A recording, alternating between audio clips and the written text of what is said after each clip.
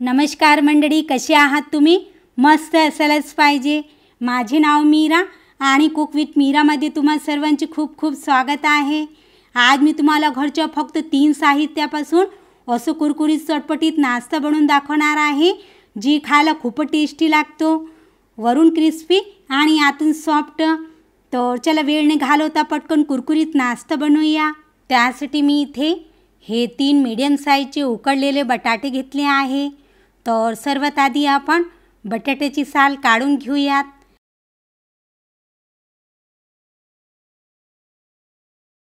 आणि सुरीने लहान लहान पीसेसमध्ये कट करून घेऊयात.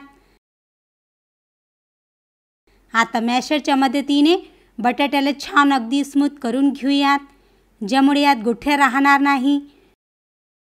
बघा, आपण बटाट्याला छान मॅश करून घेतले आहे, पण मॅश केल्यानंतरही यात लहान लहान गुठळ्या आहेत. तर गुठळ्या अजिबात असायला नको. त्यासाठी मी इथे एक मिक्सी जार घेतली आहे. तर यामध्ये पूर्ण मॅश केलेले बटाटे टाकून थोडंसं फिरून घेऊयात, ज्यामुळे मिश्रण अगदी स्मूथ होईल आणि यात अजिबात गुठळ्या राहणार नाही. असं केल्याने काय होईल, आपण जे नाश्ता बनवणार ना ते अगदी हलकं आणि कुरकुरीत क्रिस्पी बनेल आणि अजिबात तेल सोक करणार नाही. बघा, मिश्रण अगदी स्मूथ झाले आहे. तर प्लेटमध्ये काढून घेऊयात.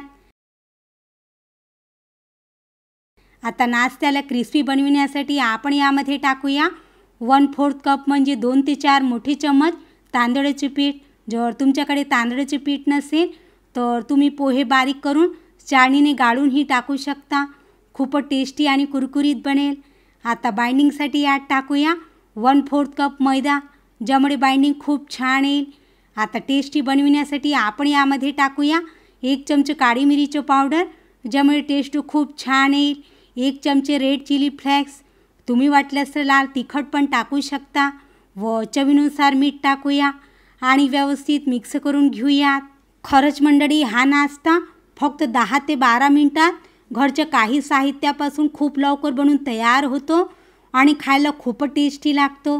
वरून क्रिस्पी आणि आतून सॉफ्ट.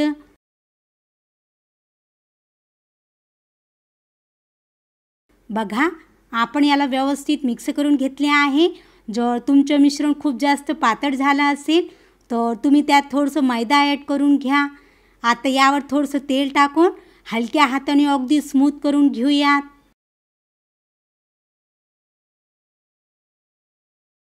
बघा, आपलं बॅटर बनवून तयार आहे. तर आपण सुरीने याचे समान भाग करून घेऊयात. आता चॉपिंग पॅडवर थोडंसं मैदा डस्ट करून घेऊयात, ज्यामुळे हे चॉपिंग पॅडला चिटकणार नाही.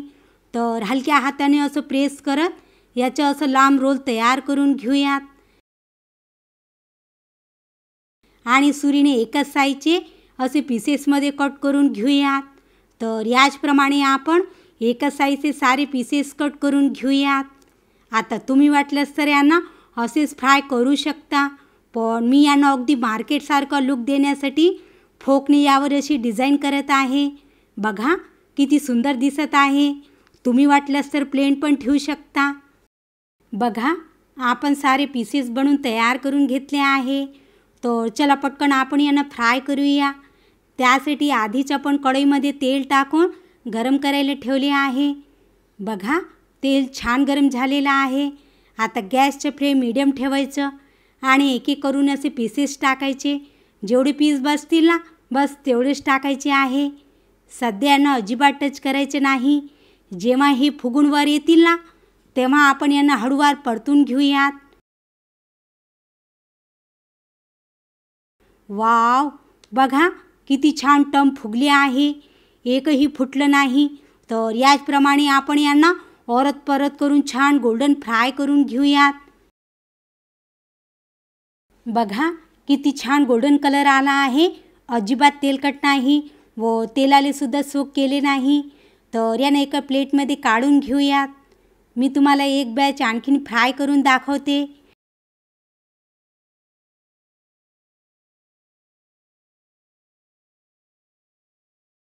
तर याचप्रमाणे आपण सर्व पीसेस फ्राय करून घेऊयात. तर बघा, रेडी आहे आपले गरमागरम खूप टेस्टी कुरकुरीत पोटॅटो बाईट. बघा याचे टेक्स्चर, याची लुकिंग किती छान आली आहे. वरून क्रिस्पी आणि आतून सॉफ्ट आणि अजिबात तेलकट नाही. मी तुम्हाला याचे क्रिस्प दाखवते की हे किती कुरकुरीत क्रिस्पी बनले आहे. तर बघितलं ना तुम्ही की हे किती कुरकुरीत क्रिस्पी बनले आहे. तर चला मी तुम्हाला एक तोडून पण दाखवते. वाव, बघा आतून टेक्स्चर किती छान आलेला आहे. वरून क्रिस्पी आणि आतून सॉफ्ट. आता तुम्ही वाटलंच तर यांना हिरवी चटणीसोबत किंवा टोमॅटो सॉससोबतही खाऊ शकता. खूपच टेस्टी लागतात. तर मंडळी, तुम्ही हे झटपट बनणारे पोटॅटो बाईट एकदा नक्कीच बनवा, जे घरच्या सर्व लोकांना खूप आवडेल. जर तुम्हाला माझी आजची रेसिपी आवडली असेल तर व्हिडिओला लाईक आणि शेअर नक्कीच करा आणि चॅनलला सबस्क्राईब करून बेल आयकॉनला प्रेस करा. तर चला भेटूया एका नवीन रेसिपीसोबत. तोपर्यंत मस्त खा आणि स्वस्थ राहा.